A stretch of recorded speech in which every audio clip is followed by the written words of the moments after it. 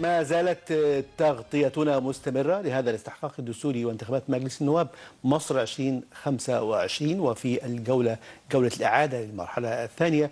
وفي متابعة هذا الاستحقاق معنا ومعكم في هذه التغطية دكتور مايكل البدراوي، خبير التخطيط الاستراتيجي والتنمية المستدامة. دكتور مايكل، مساء الفل. مساء النور يا فندم، اهلا وسهلا بحضرتك واهلا بالساده المشاهدين. اهلا بحضرتك يا دكتور مايكل. دكتور مايكل، كنت متابعا لنا لهذا الاستحقاق وكنت ضيفا لنا في متابعه هذا الاستحقاق الدستوري في مرحلته الاولى. تحدثنا سويا عندما تحدث السيد الرئيس وطلب من الهيئه الوطنيه للانتخابات بفكره وصول الصوت الى مستحقيه. صحيح. احنا محتاجين مجلس نواب تحت قبه البرلمان يعبر عن المواطن ويليق بالجمهوريه الجديده التي نحلم بها. صحيح. وها قد جاءت مرحلة الإعادة في المرحلة الثانية. شايف أنا عاوز أربط فكرة إنه إحنا محتاجين النائب، فكرة النائب وصورة النائب اللي إحنا بنحلم بيه، اللي هو تستحق مصر أن يكون النائب البرلماني متواكب مع ما تم بعد 2014. خلينا نتكلم في نقطة يعني مهمة جدا. هو فخامة الرئيس هو اللي كرس ليها أو أسس للفكرة دي، إن هو بكلمته اللي كلنا خلاص يعني شفناها ومقتطعين منها الأجزاء المهمة، إن إحنا ما بقيناش نكرس للمال السياسي. صحيح. وده اللي طلب من الجهات كلها ومن حتى الشعب نفسه، ما تديش صوتك للي بيشتريه، لأن هو بمجرد ما اشتريه خلاص أنت بقى صوتك مرهون لرأي المال السياسي اللي اشتراه. وبناء عليه المفروض ان كل واحد فينا بيدور على النائب اللي هو يعبر عن احتياجاته ومشكلاته، يكون حاسس بيه، حاسس بان الالتزامات دي لو اتعملت وساعد فيها، لانه هيبقى بيوصل الصورة او الرؤية اللي تنمي منطقته ثم دولته كلها. صحيح. بناء على ما تم في الجزء السابق وما المرحلة الأولى ما حصل كمان من أحكام قضائية، رجوع كتير يعني من 19 دائرة بان اعلان النتيجه في المرحله الاولى. صحيح. بعد كده ضمت تقريبا 30 دائره. وصولا ل 70% من عدد الدوائر الموجوده. صحيح. فكانت خطوه اسلجت صدور كل الناس. صحيح. وظهور بقى فكره ان في مستقلين كتير في الاعاده، بدل ما كانت يعني بين حزبيين او صحيح. فوز باكتساح من اول مره لشخص حزبي ما او ينتمي لحزب ما، وبناء عليه اسست لفكره ان الشخص المستقل اللي مشتغل في الدايره بتاعته والناس عارفاه هو من حقه دلوقتي ان هو يبقى نائب وممثل عام. المفروض ده برضو يدينا دور الاحزاب، يعني موضوع ان في مستقل يقدر يظهر بقوه. صحيح. في ظل دايره ليها تواجد حزبي في احزاب كبيره نسمع عنها ويخش خلق تنافسيه جدا. فمعناها ان الفرد المستقل هو قدر يعمل في الدائره بتاعته بشكل قوي جدا، لدرجه ان هو بقى عند الناس جاهز لان هو يخش عاده ضد كيان حزبي. صحيح. يمثله شخص في الدائره الانتخابيه. وبناء عليه ده حاجه تدي للانسان او الفرد اللي مش غاوي يبقى حزبي بس منتمي لاهل منطقته وبيحاول يخدم فيهم على قد ما يقدر وبيبذل مجهود داخل دايرته، ان هو هيبقى متشاف برضه. والتكريس لجزء ان في شخصيات مستقله تقدر تخوض الانتخابات وتنجح عن اسمها بنفسها وخدماتها للناس، ده شيء كان مهم وكان ابتدى يفتقد خلال الفترات الانتخابات اللي فاتت، وكان برضه يعني هيبقى هو اللافت للنظر في المرحله الاولى. بعد تدخل فخامه الرئيس ابتدى يظهر الدور ان الشخص المستقل اللي بيلعب في ارض دايرته ويحافظ على اهله وعنده ارضيه قويه جدا في دايرته، يقدر ينافذ شخصيه او دايره حزبيه بالشخصيه الممثله ليه. دي حاجه كويسه جدا قوي اتيحت في الفتره الانتخابيه دي. واعتقد المستقلين دورهم يبقى قوي كمان في البرلمان. هو مش خاضع لاجنده حزب معين بينفذ افكار، هو هينفذ الافكار بتاعه الناس اللي هو بتاعت دايرته مشاكل هيبقى راجل بسيط يعرف يفهم منهم ويوصل للبرلمان المصري ما يجول فيه خواطر الناس كلها. طيب، بعد طلب السيد الرئيس للهيئه الوطنيه للانتخابات ومواجهه الخروقات التي تمت في المرحله الاولى والغاء 19 دائره وبعدها 30 دائره وصولا الى هذا الرقم الكبير جدا من الدوائر الملغاه، النتائج المترتبه، اعتقد انه النتائج بعد مواجهه الخروقات الموجوده في كثير من الدوائر كان فيه برضه حاجات لازم دراسه. لازم ندرسها ونبص عليها عشان كمان المرحله الثانيه، يعني مواجهه المرحله الثانيه يعني اللي احنا مستمرين فيها، مواجهه اي خروقات تكون موجوده، يعني اصلاح ما يمكن اصلاحه في المرحله.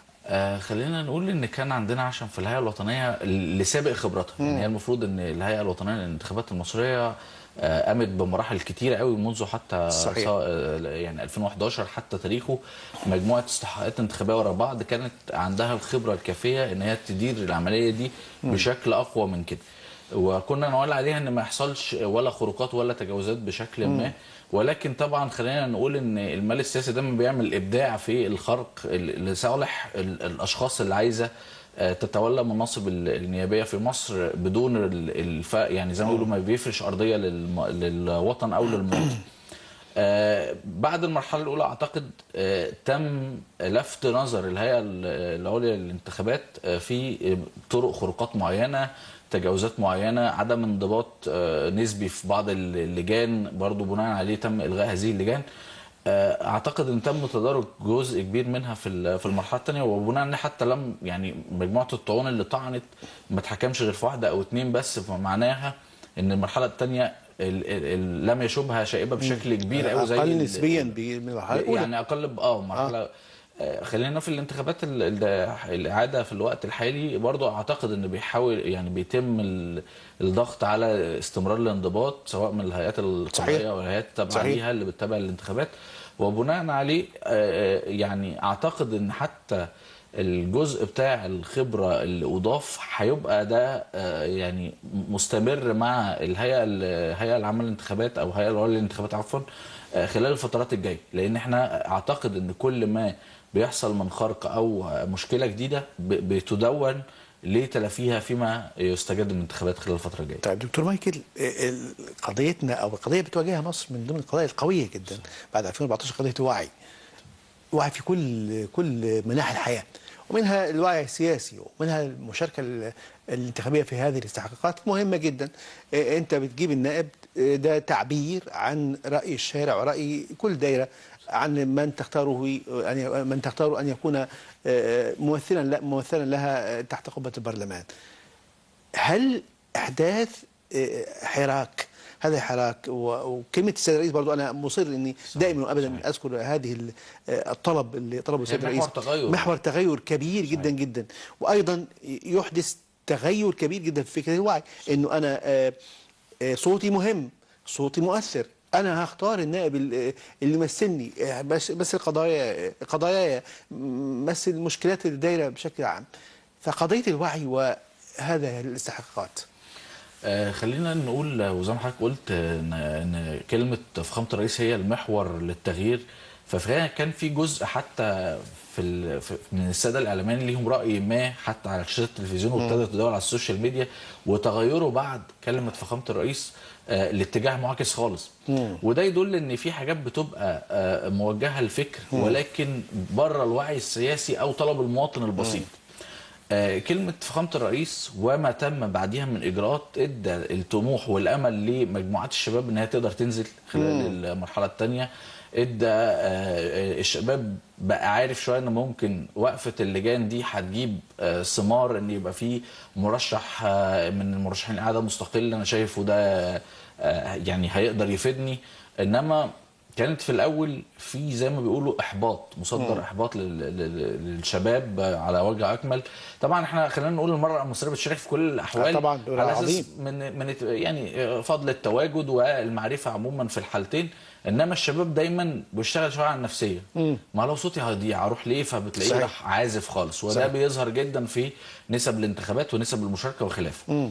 طب لما بلاقي بقى لا ان بعد تحرك الرئيس انا كده خلاص ضمنت ان صوتي ده هيبقى محور تغير، بص على القعده تلاقي كميات المستقلين زادت جدا. صحيح. طب النتيجه بين مستقل وحزبي تلاقي ان المستقل نجح، معنى كده ان الشخص ده كان مفضل لدى الناس، وممكن الحزب ما كانش فيه شايف في تنفيذ الرؤيه اللي هو محتاجها، وبناء عليه عزف عن ان هو يضمه لقائمته، وفي نفس الوقت الناس شايفه ان المستقل ده الابدع فابتدى يديه.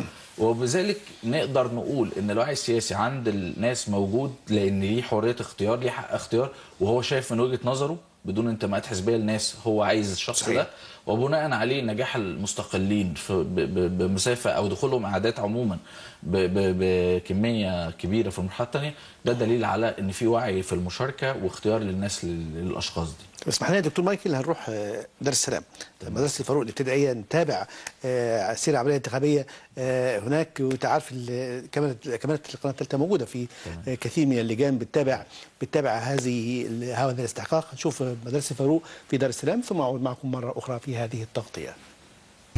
صوتك يفرق.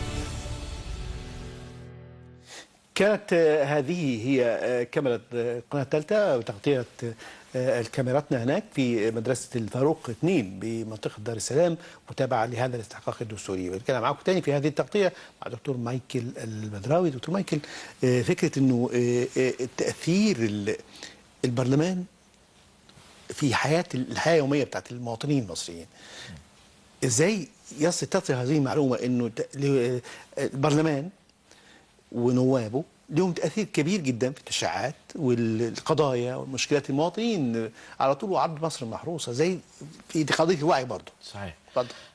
بص حضرتك، هو القصه بتاعه النائب البرلماني هو يعني بنسبه كبيره بيمثل الشعب جزء الخدمات، يعني كل اللي عايز خدمه بيروح مكتب الخدمات بتاعه. انما هي الحقيقه الاقوى للمجلس النيابي عموما بشكل عام ومجلس النواب، ان حضرتك بتشرع القوانين اللي في صالح البلد وتخدمه بقى في كذا اتجاه، مجال صحيح. الخدمات العامه كلها، مجال الاستثمار والاقتصاد، حتى مجال التسليح العسكري. انت بتبتدي تاخد موافقات معينه عشان خاطر تقدر تشتري صفقات وتتعاقد مع دول، تقدر تمضي مذكرات مشتركه، كل ده بمجلس النواب، لان مجلس النواب هو ممثلك الشعبي اللي يقدر يقول يا جماعه احنا موافقين على التعاون. صحيح. من عدم. اذا كل ما يخصك كمواطن في تشريع قانون، يعني انت يعني الناس كلها بتيجي مثلا تقول لا احنا مش عاجبنا التقاضي ده كده في الجزء الجنائي، في الجزء العمالي، في الجزء الاسري، اللي يقدر يرد عنك ويبتدي يعمل هذه التعديلات هو مجلس النواب. صحيح. اذا لو انت ما اخترتش نائب هو محتك بالوضع الاقتصادي بتاعك والوضع العمالي والوضع الاسري وشايف المشاكل اللي الناس بتعاني منها، مش هيقدر يختار او يساعد في اختيار القوانين الصالحه لينا. فالدور الاول للبرلمان المصري اللي لازم الشعب يعيه، ان انت بتختار حد حاسس بما هو في داخلك من قوانين يقدر يصلح بيه شكل المعيشه. صحيح. احنا خلينا بنتكلم ان على مستوى القياده السياسيه انت بتحاول تجري في كل الاتجاهات. صحيح. طب لو القياده السياسيه تحت منها قياده اداريه وهي مجلس الوزراء بالوزارات المعنيه بكل حاجه، لو مقبله بقوانين لازم بقى فيها زي ما بنقول بيروقراطيه. صحيح، روتين وبيروقراطيه، واحنا عاوزين نقضي على الروتين والبيروقراطيه عشان تعمل طريق صحيح. واحد، عشان تعمل كوبري واحد. يعني خلينا نتكلم ان فخامه الرئيس دايما بيدي قرارات ان احنا نعمل تنميه اقتصاديه بالامر المباشر. ومثلا شفنا كذا مره مع الفريق كامل الوزير عايزين نعمل سرعه كذا الانجاز. لو احنا سبناها للقوانين والاجراءات الروتينيه جوه الوزارات مش هنعمل حاجه، مش هنعمل اي حاجه. صحيح. وبناء عليه اللي منوط بيه انه يعدل هذه القوانين والاجراءات اللي تساعد في السرعه بالشكل اللي بياخده فخامه الرئيس وما هو من المستشارين اللي بيعاونوه او الساده الوزراء المباشرين في المعاونه دي، هي مسؤوليه نواب البرلمان الجديد. صحيح. عشان كده بنقول عليه كتير قوي في اصلاح تشريعي يقدر يخلي الخدمات بقى عموما والاجراءات القانونيه وخلافه جوه الوزارات المعنيه تكون بشكل اسرع. طيب، زراعه الامل، وده ما شاهدناه في ديدن الدوله المصريه بعد 2014. وشفنا مؤتمرات الشباب، شفنا السيد الرئيس والقياده السياسيه موجود بين الشباب من الدقيقه الاولى الى اخر دقيقه. ومتابعه التوصيات وأكاديمية عظيمة للتدريب وتأهيل الشباب عشان يتولوا مناصب عظيمة جدا. ففن زراعة الأمل، وده حدث وكلنا شعرنا به شعور كبير جدا، والنتاج بتاعه كان وصول الشباب إلى مناصب نواب محافظين ونواب وزراء ومساعدين وزراء وما إلى ذلك.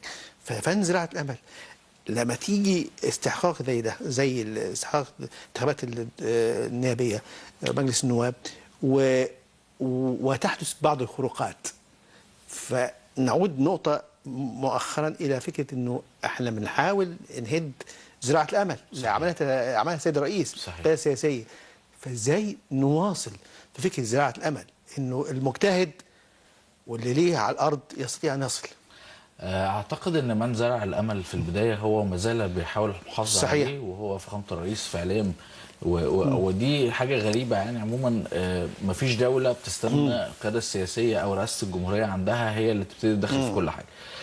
ولكن نظرا ل يعني زي ما بنقول بعض قله الخبره وخلافه بالتدخل فخامه الرئيس في استمرار زراعه الامل لدى الشباب ولدى الشعب ذات نفسه. صحيح. ان كل لما بتلاقي في حاجه مش راضي عنها الاغلبيه الكبيره، وهو ده شيء يضيف ليه ان هو متابع كل صغيره وكبيره في الوطن بتدور.